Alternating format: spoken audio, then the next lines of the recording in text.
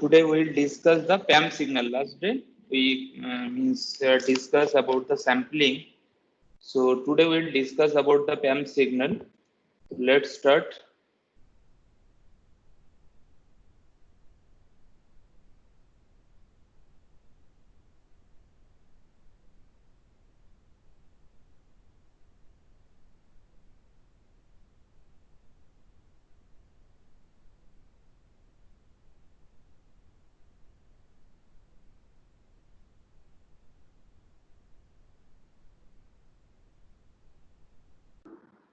So now tell me what is the PAM signal? Pulse amplitude modulation. Anyone?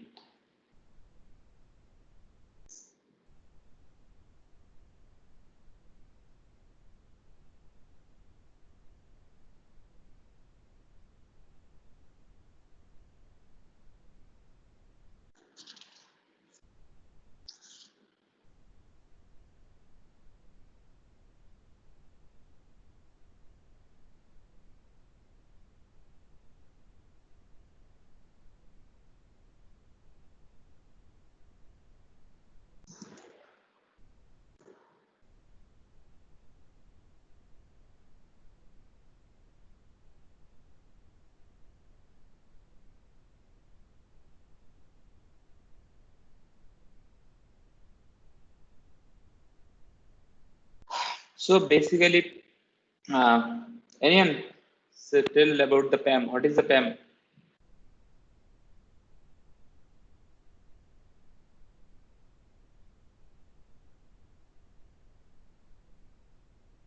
Okay. PAM basically a simple and most basic form of the analog pulse modulation. So formally, we can define the pulse as a PAM. PAM is a linear modulation process where amplitude of the regularly spaced pulse are varied in proportion to corresponding samples value of a continuous message signal. So now, if we see the figure, we have taken on examples of a message signal MT, which is shown by the dashed line. Okay. So now if we multiply a rectangular pulse with this MT, so we'll get basically the PAM signal. So now the the shadowed area in the rectangular shadowed area, this is the pulse, and what is the pulse we have to decide it, because when we are talking about the pulse, that means from this point to this point, it consists of a pulse width, total duration. So among the total duration, for how much time the pulse will be present, and that time is represented by the T, and total pulse width is represented by the TS. Okay. So basically, TS we can say the sampling period, because when we are doing the sampling, we are doing the same thing, means we are multiplying the message signal is multiplied by a pulse delta function over there. So basically, now the when we multiply these two terms, means MT with the rectangular plus, we will get the PAM signal. And this PAM signal is basically two type of PAM signal is there. One is the flat top PAM. So in the flat top, it's indicated by name, the top of the pulse, it will be the flat. And second type of PAM signal is there, which is called the natural PAM signal. In the natural PAM signal, this shape, it will be same as the shape of the message signal. The top of the samples will be the same shape as the message signal. But in the flat top samples, if you see, the top of the samples will be flat. Okay. So now there are two conditions for generating the PAM signal. So first condition is that instantaneous samples of the message signal MT every T second, already I told. So that means already I told that when we take the samples, we have to take the samples every TS time. And second thing is the what should be the length duration of a sample or whole time. Basically, for how long the pulse should be there, and that time duration is also called the whole time. The and it is denoted by the T. So for in digital circuit technology, two operations are jointly referred as the sample and hold. So that means first we are doing the sampling. Second thing, we are holding the samples for some duration. These two, combining these two is called the sample and hold. And when we make a circuit, that is called the sample and hold circuit. Okay.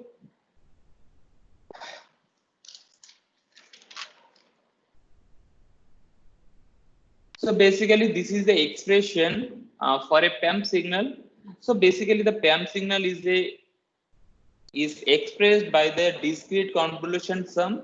So ST, that's equal to summation of n equal to minus infinity to infinity m of nts into h of t minus nts.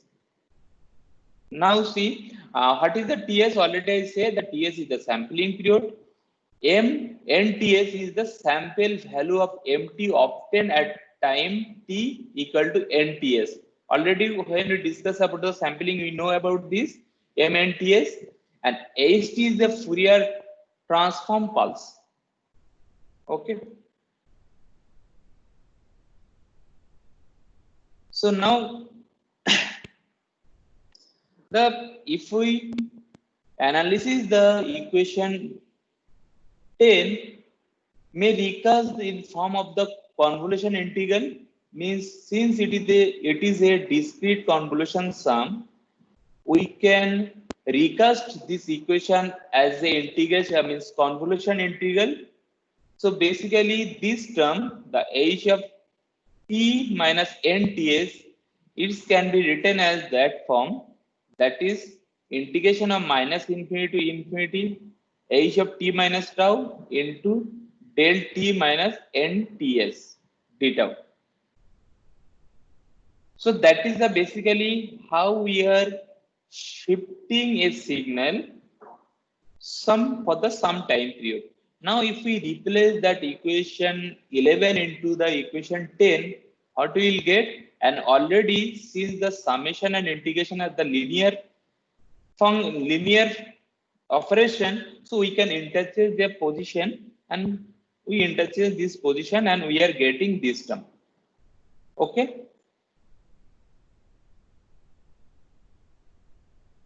Is there any doubt to get this expression?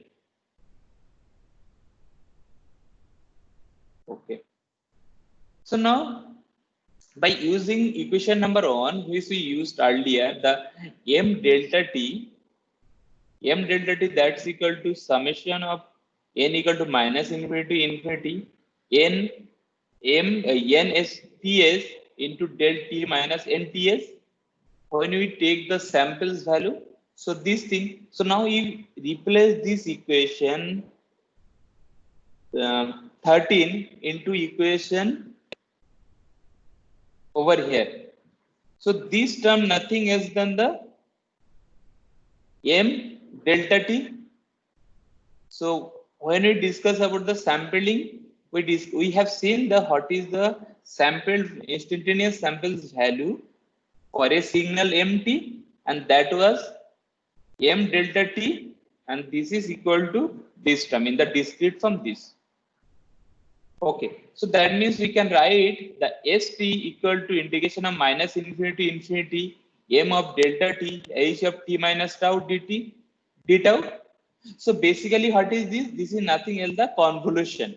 So that means we can write this is the convolution of two function m delta t into h t. So that means we can write m delta t convolution with the h of t. So now taking the Fourier transform at the both sides, what should be the result? So from the property of your Fourier transform, we know convolution in the time domain is equal to or equivalent to multiplication in the frequency domain. Similarly, convolution in the frequency domain is equal to multiplication is time domain. So since the signal which is convoluted at time domain, if we take the Fourier transform, then what we'll get, we can multiply these two frequency domain terms. So S of f equal to m of delta f into h of f, where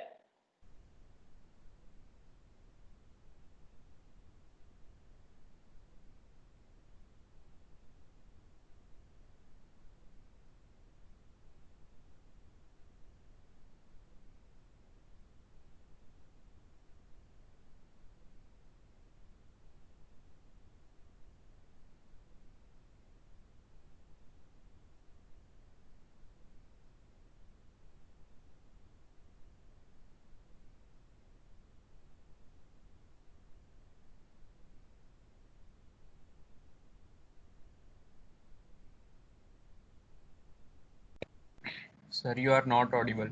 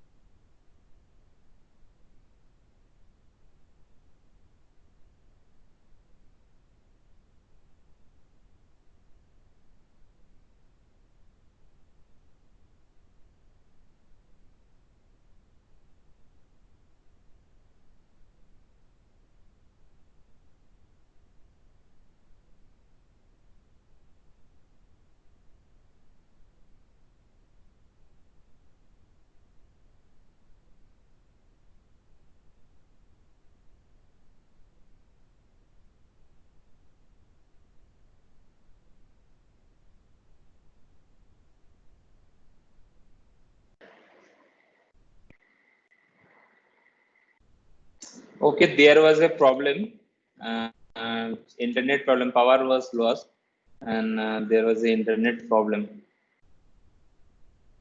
Okay, let me start.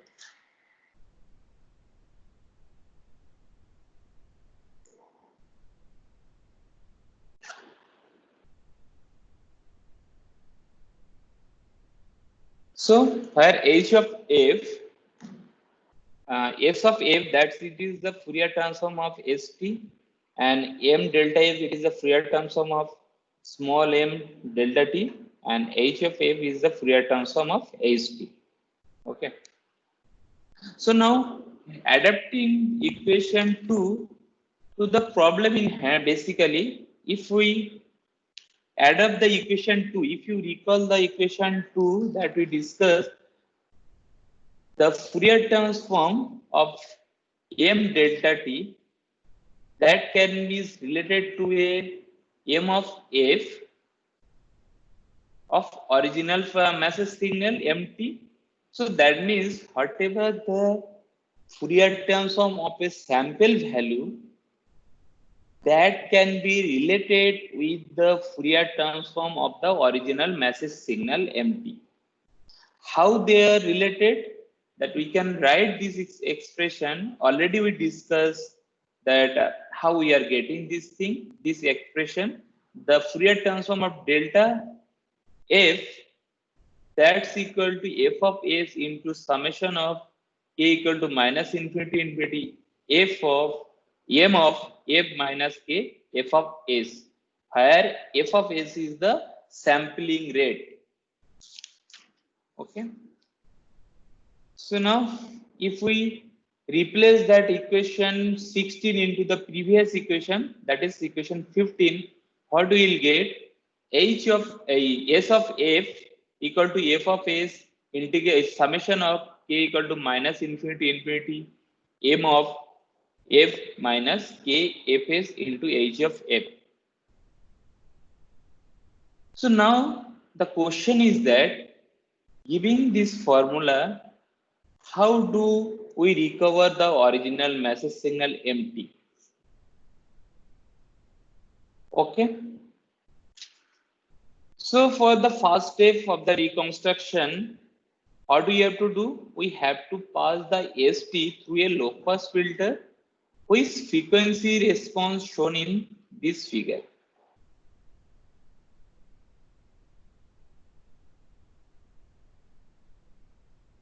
Okay, so this is the frequency response of the signal that the filter, low pass filter. So basically,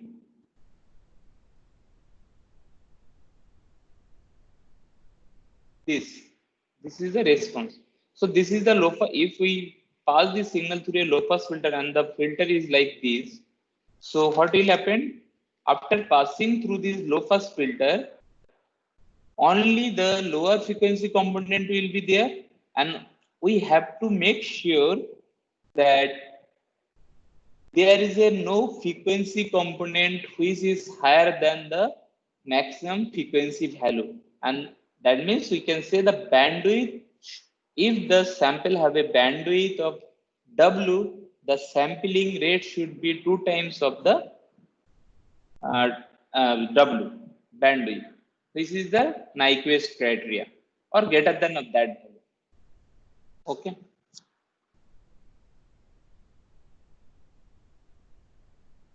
Okay, so now using this equation 17, so that 17, if we apply the equation 17 in the Fourier transform of a pulse, what we will get? Pulse in the sense the rectangular pulse. This is a pulse. So previously we discussed about the general term of the MT.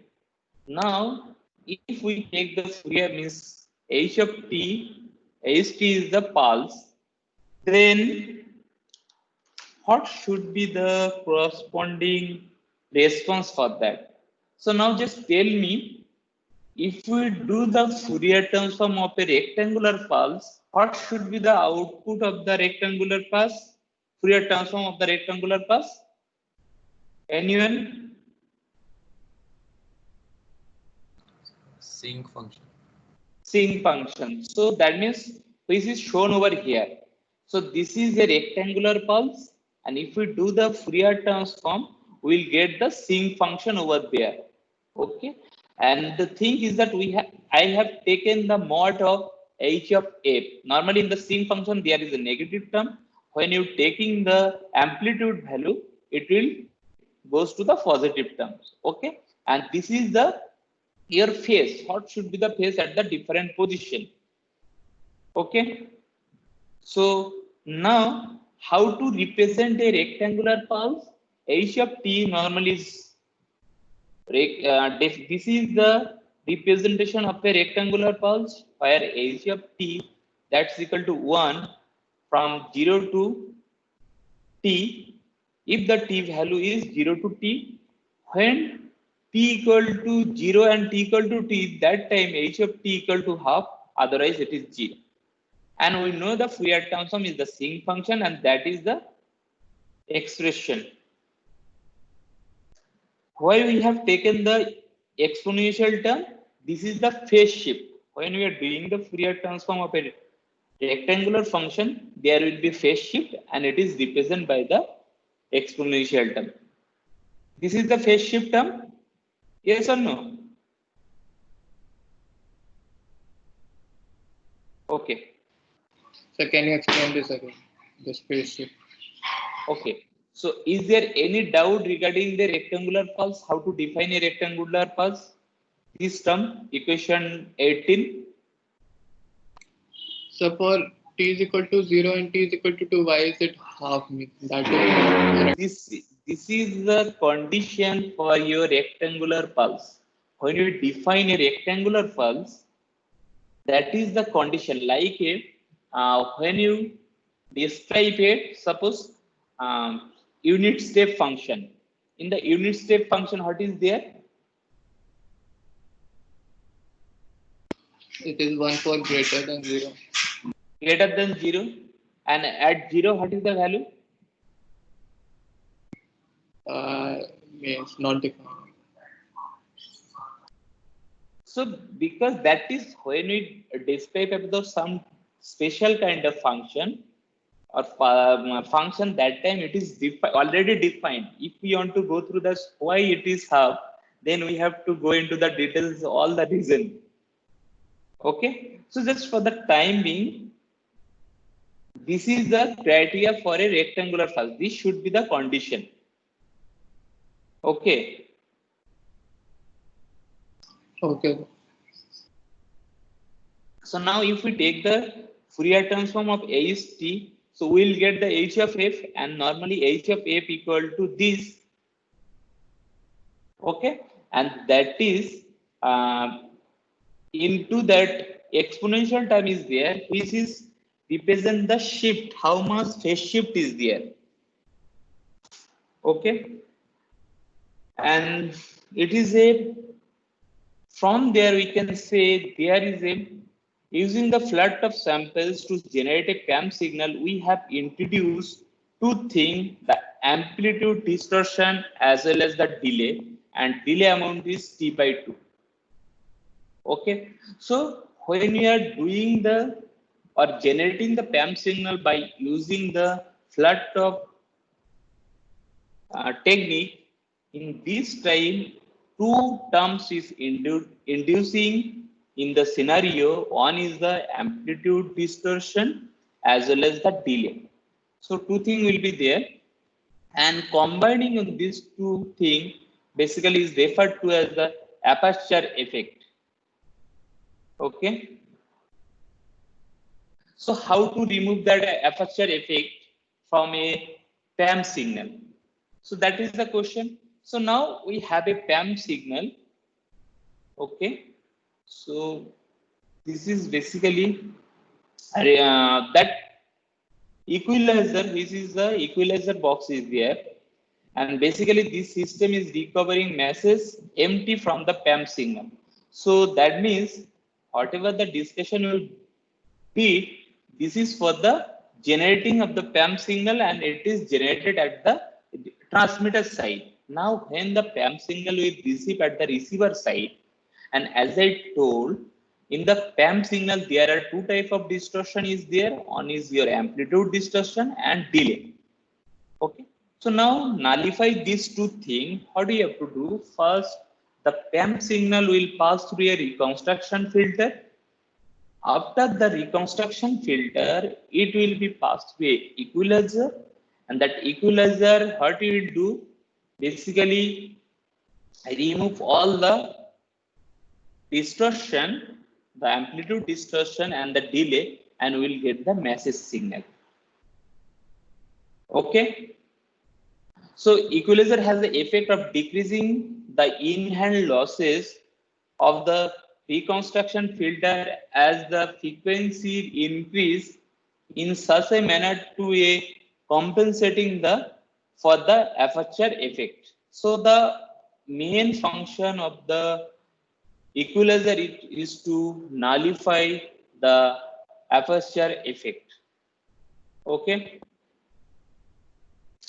So what should be the magnitude response for the equalizer, and should be ideally the magnitude response for the equalizer is 1 by h of f, that's equal to this term, and h of f basically if we do not only consider the amplitude value, so that means 1 by t sinc of ft, and this term can be written as the pi f by sine of 2 ft. Okay, this is the, what is the definition of a sinc function?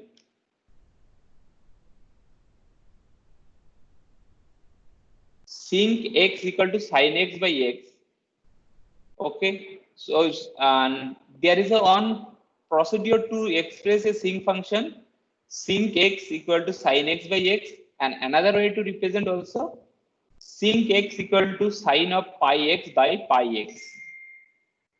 Okay, so we are just considering the sin of pi x by pi x, and so t will be there, and this t and this t, it will be cancelled, so there is no t. So that means we are getting the resultant, the pi of f equal to sin of pi ft. So the practical consideration, if we practical scenario, what is there? With analog to digital conversion as the aim. Basically, when we are talking about the PAM signal, the main aim is to your analog to digital conversion. Okay. So there are three type of potential candidates there, which is convert an analog signal into the digital signal, and they have some advantage as well as the disadvantage. And these are the little bit summarization of those potential conversion. One is the PCM, pulse code modulation, DPCM. What is the full form of the DPCM?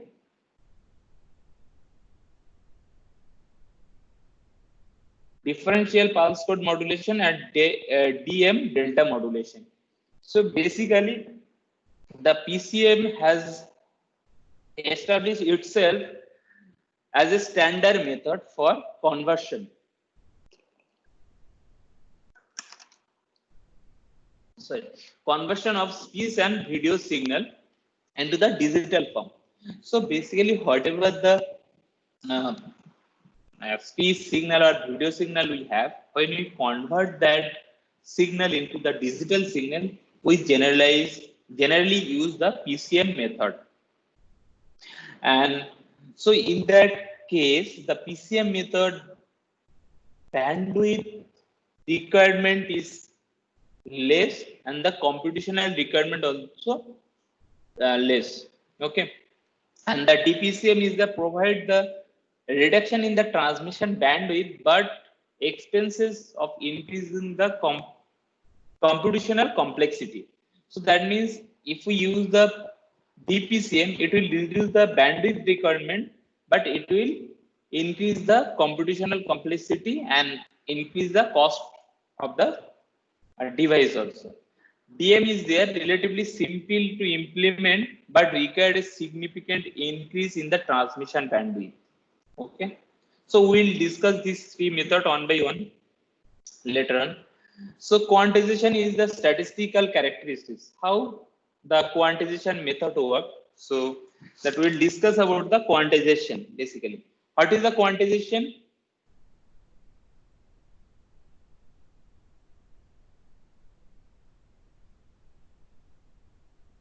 So basically, in the quantization method, amplitude of a message sampled signal is discretized. That means when we're doing the sampling, we are discretizing the signal in the time axis.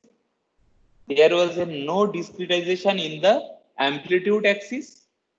Now, when doing the quantization, by doing the quantization, we are also discretizing the signal in the amplitude axis. So that quantization is the process for transforming the sample amplitude of a message signal at time t equal to nts into a discrete amplitude v nts taken from a finite set of possible amplitude. So that means when you are doing the discretization in the amplitude, there should be finite set. There should not be infinite set of value. So that thing we have to consider. So define means this is a simple diagram to understand how we are representing this thing. So continuous sample aim. So only one sample goes to the quantizer, and the operation is normally shown by the G dot, and discrete sample value V we will get. So now if we map this value in this figure, so there are 2 points is there. When we are discretizing the sample value, it will be some point between this mk to mk plus 1. This is represented by the j of k, and j of k says it belongs to mk should be less than equal to vk less than equal to mk plus 1. Okay, where mk is the mkts, that is the sample value at. Okay, so normally this expression mnts is represented by the, now onwards we represent by the mk. Again there is a problem. Okay, so now power is fluctuating over here. Okay, so now the question is the k is equal to range, the range of the k is equal to 1 to l. What is the l over here? Anyone? N is the number of level. How many? As I told, there is a finite set of possible value or amplitude. L is the how many finite values is there. So that means basically L is the level. Okay. So now tell me, when we are doing the quantization, is there any error or not?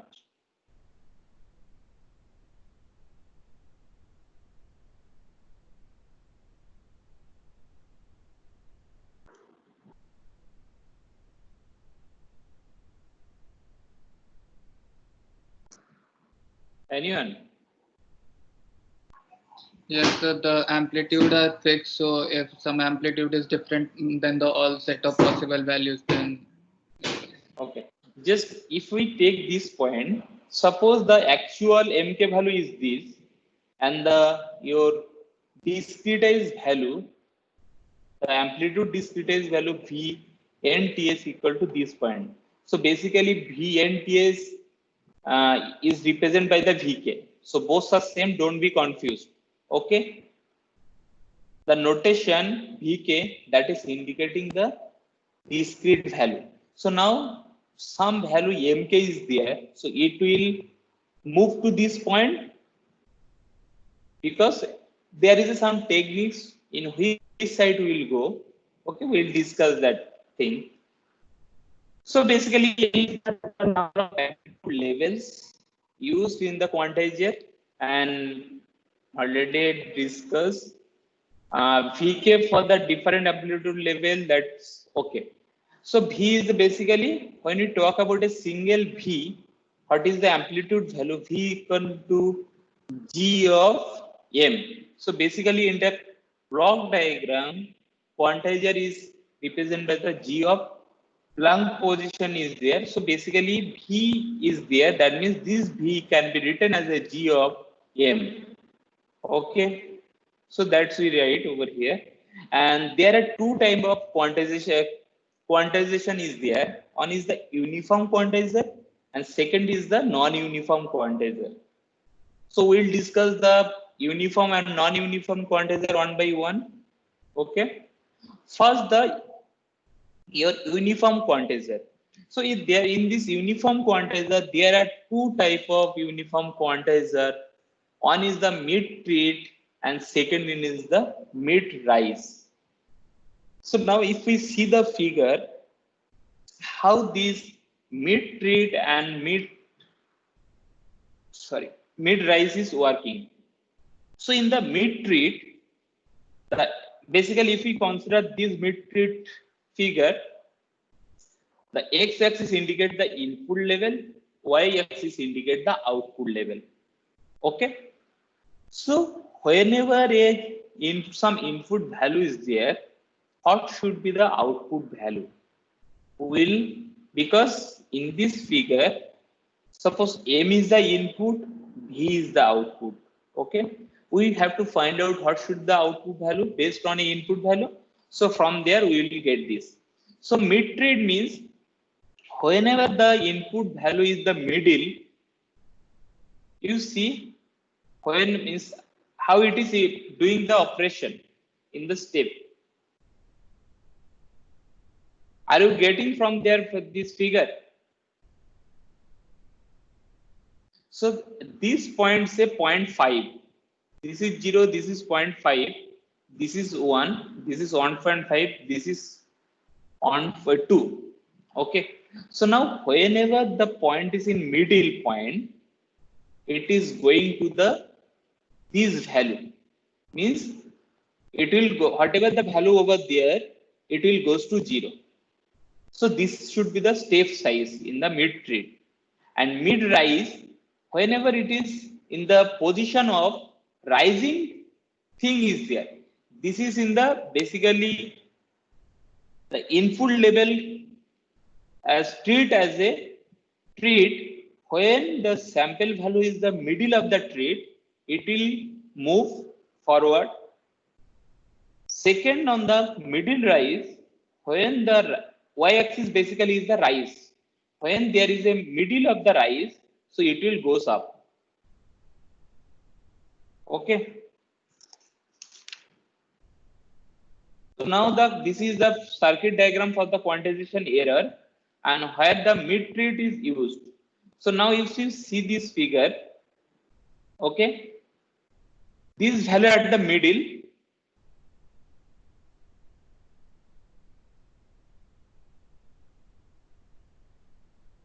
so this figure, when this figure is there in this point in the middle, it will goes up and it will take this point.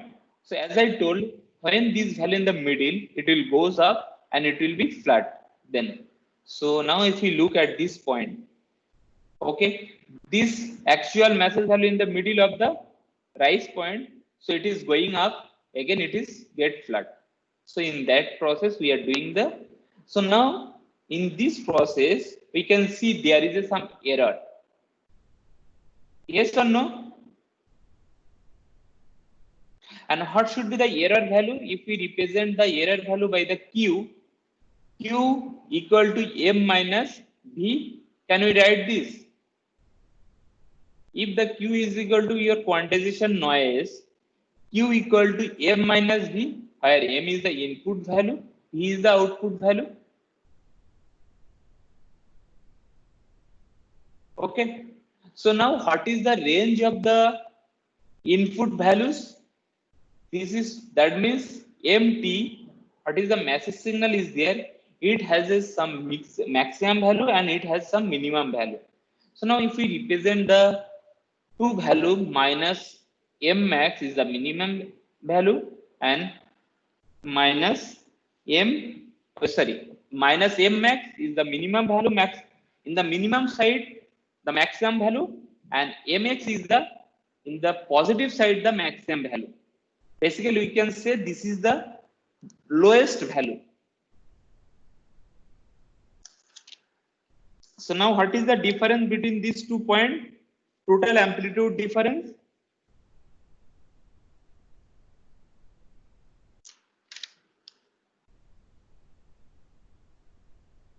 What is the total amplitude?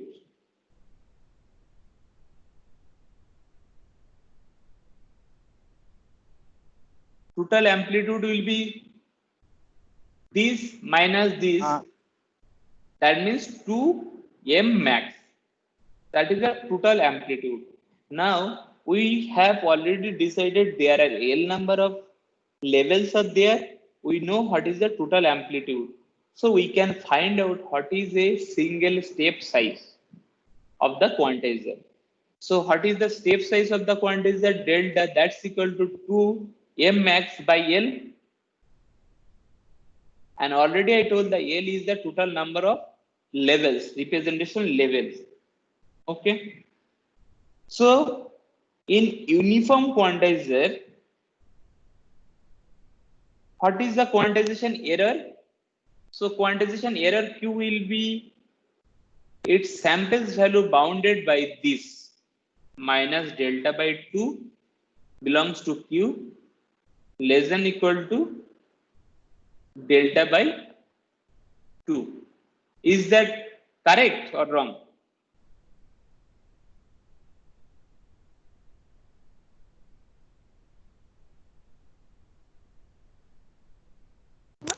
So that minus delta by 2 means? Okay, minus delta by 2, because you see when you are saying there is some error is there, so the error can be in the positive side or in the negative side.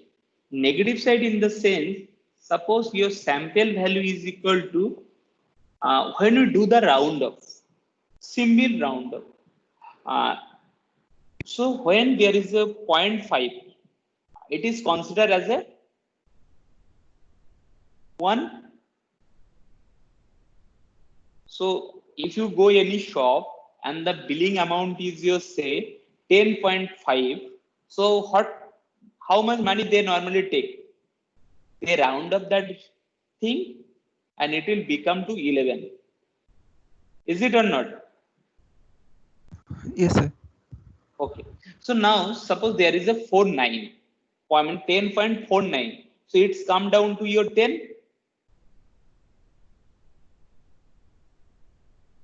Yes, sir. So in that case, the seller is losing some points, 0.49 or 4, you can say also 0.5. So that's why this delta by 2 is have taken, because when suppose there is a this point and this point is the your on quantization level value is there, on next quantization level value is there, okay, and the sample value at the middle position, so it can go up. When it is going up, there is a error of delta by 2, because that from this point to this point step size equal to delta. When it is middle of the delta, the actual sample value is the middle of the two level.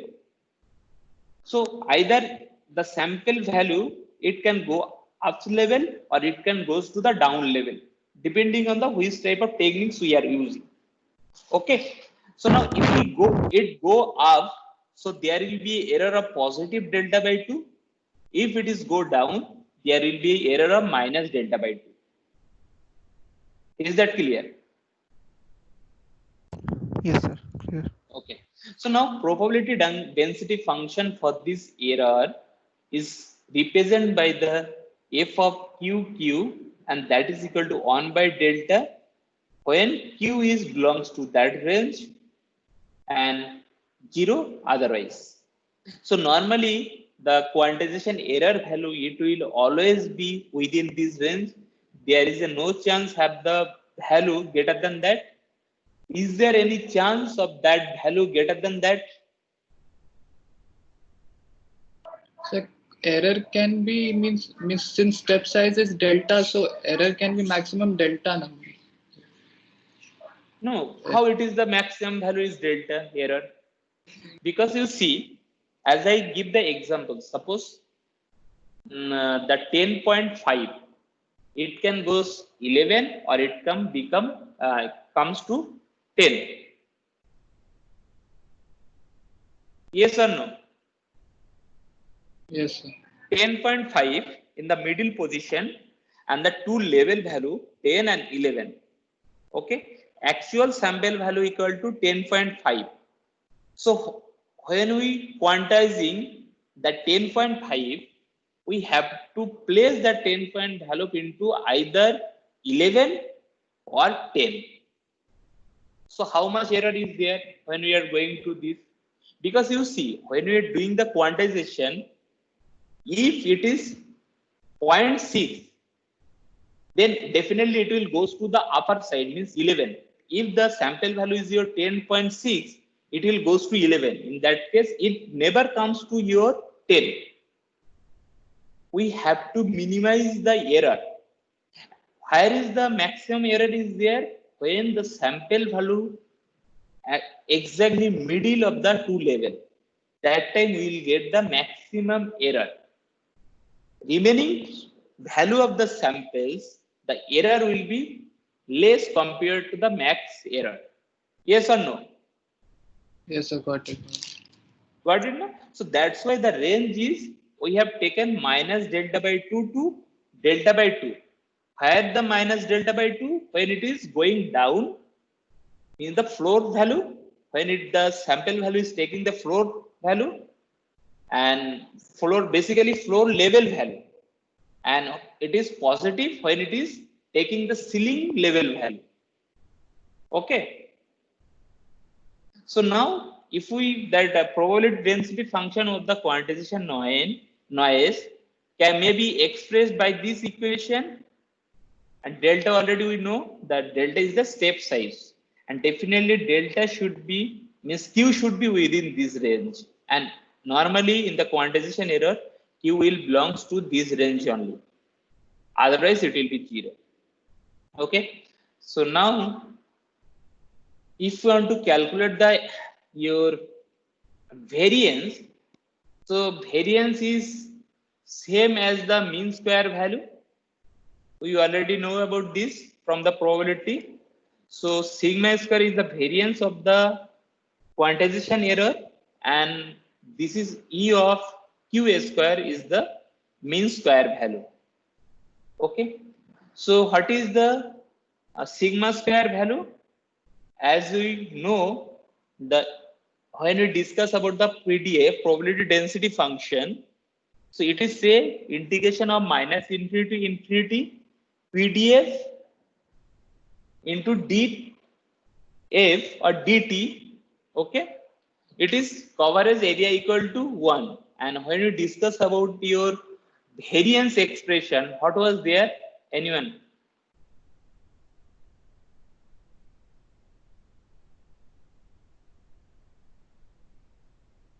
Do you remember the expression, variance expression? Probability density function into x minus mu. Mu is the mean. Okay, so if you recall that thing, you will know. So basically that variance we can write in this form: variance sigma square, that's equal to mean square value, and this is integration of minus infinity minus delta by 2 to delta by 2. Why we have only considered the integration minus delta by 2 to delta by 2? The reason is that for other case it is 0. So that means we have only this value within this range. That's why we have taken the integration this range, and q square, q is your noise, means error, quantization error square into probability density function dq. What is the uh, probability density function? We have seen earlier within this range, it is 1 by delta, and q square is there and dq is there. If you do the integration from there, the result value will be delta square by 12. Yes or no? If we do the integration, solve that integration, the result value will be your delta square by 2. Yes or no?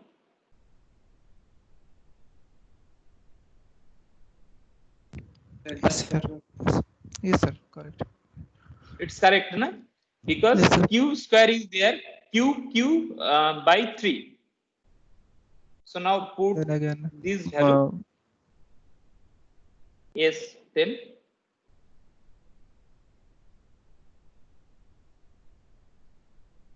Sir, how that probability density function was 1 by delta? because you see the probability density function is basically how much error is there. Total delta value is the step size, and total range, what is the total range of this probability? Like the maximum value we calculate means when we calculating the error, the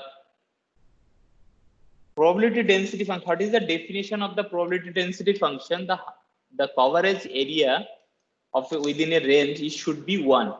Yes, so now if the your step level equal to delta, okay, so when we are doing the integration over a say single sample value, that should be 1. So now if we take the derivative of this, so what is the derivative of a in the means probability density function?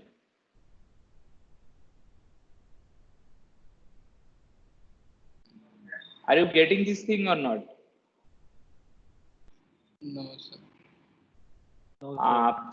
Okay, so basically in the probability density function, definition is that the coverage of the probability density function summation, all summation value coverage area of the probability density function, it should be 1. Okay, now if you do the derivation of that function, so what it will be, right hand side it will be 0 and left hand side indication will be cancelled. Okay, so actually I need to write. Okay, where is my notebook? Just a minute. Okay, got it.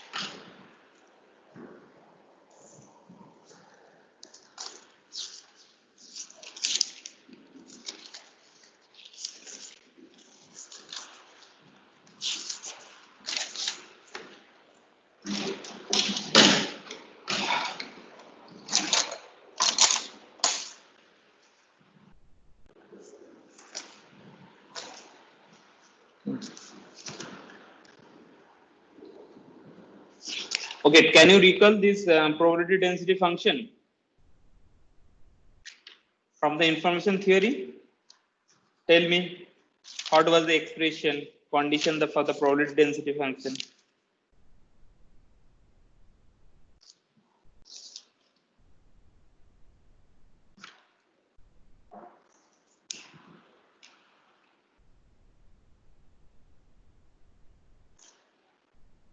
Okay, I will write all the expression how we are getting the probability density function by 1 by delta.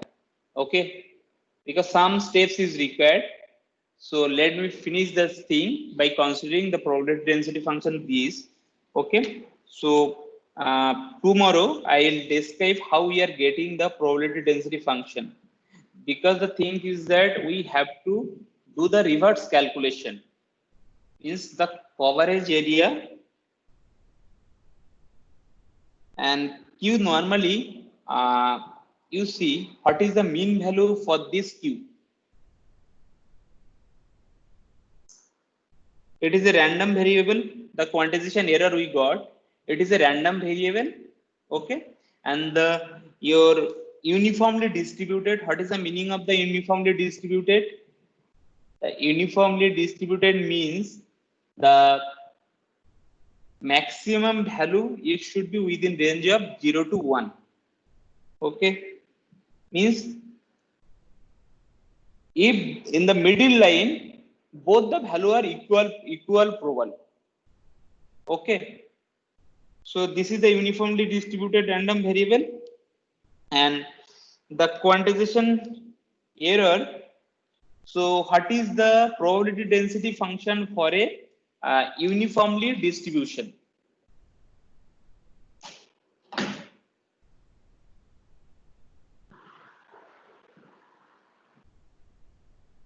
Tell me.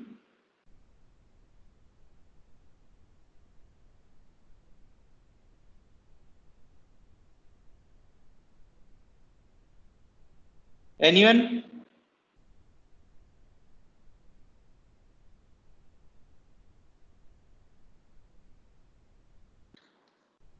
Anyone can say that what is the probability density for a function for your uniform distribution?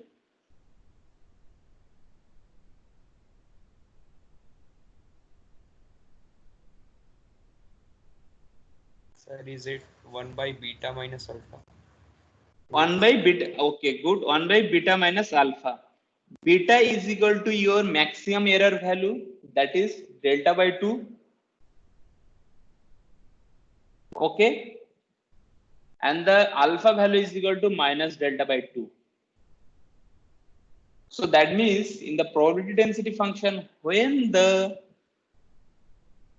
distribution, uniform distribution in the middle point, if within the range of alpha and beta, means the uniform distribution belongs to alpha and beta. So beta is the maximum value, alpha is the minimum value, and probability density function equal to 1 by beta minus alpha. Okay, so what is the beta value over there? Delta by 2. What is the alpha value over here? Minus delta by 2. If we put that, what we will get?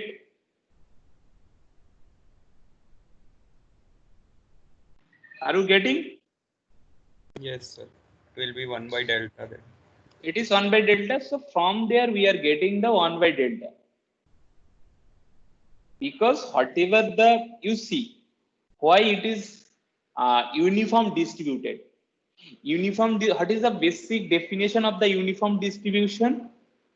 So uniform distribution means it should be suppose within a range, and if we in the middle point take the middle point, all the random values should be equal probability to get the middle point. And there is some characteristics is there also, that your variance should be what is the variance for the uniform distribution? Tell me. Beta minus alpha is Beta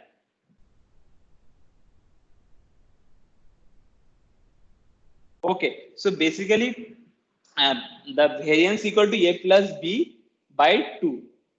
Okay, yeah, means alpha plus beta by 2, not a plus b, alpha plus beta by 2.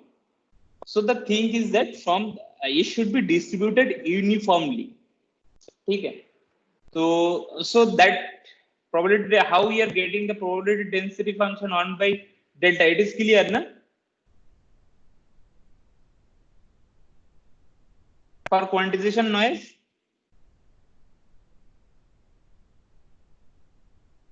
I hope it is clear. Okay, so now if we put those value, we can find out the variance expression and we will get this point. So now the typically L rate number k denoting the kth representation level of the quantizer is transmitted to the receiver in the binary form. So R basically denoted how many bits required to represent a sample value. Suppose if there is a only 4 level is there, L equal to 4, then that should be relation between the number of bits to represent a level and total number of levels. These are the relation, and when we are considering the binary, this is the 2.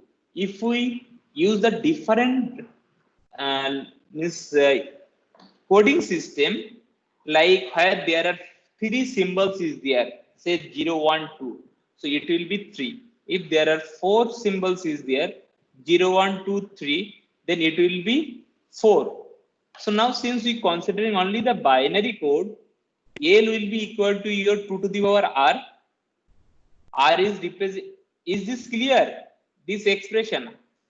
The how the number of levels is related with the number of bits to represent a single level.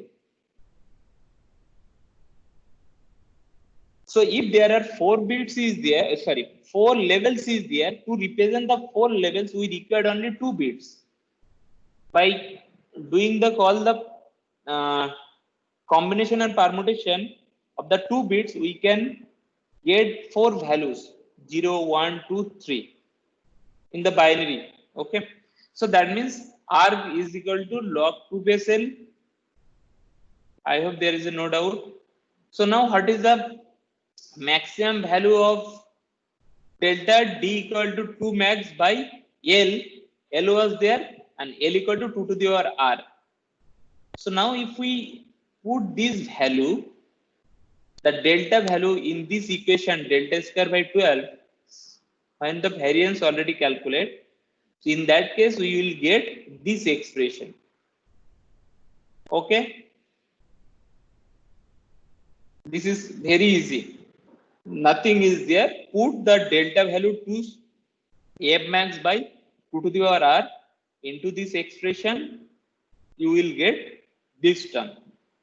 Okay, so basically if the average power m is denoted, p is denoted the average power of the message signal mt, what is the noise means your noise? We have seen earlier the SNR signal to noise ratio, that is equal to average power of the message signal by the noise power. So sigma square, basically it will give us the noise power, the variance square. Okay, so that is equal to, from if we put those value, we'll get that expression. And if we convert this SNR value in the normal SNR value, not in dB, and normally when we talk about the SNR, we normally represent into the dB form. Okay, and this SNR value can be written by this expression. Okay, if we convert it to this, there are two. This is an example scenario we have taken. By the example scenario, basically the sinusoidal signal. Okay, I think the time is up, and I think you can easily get this expression. That is not difficult to get. I will start from there tomorrow. Any doubt?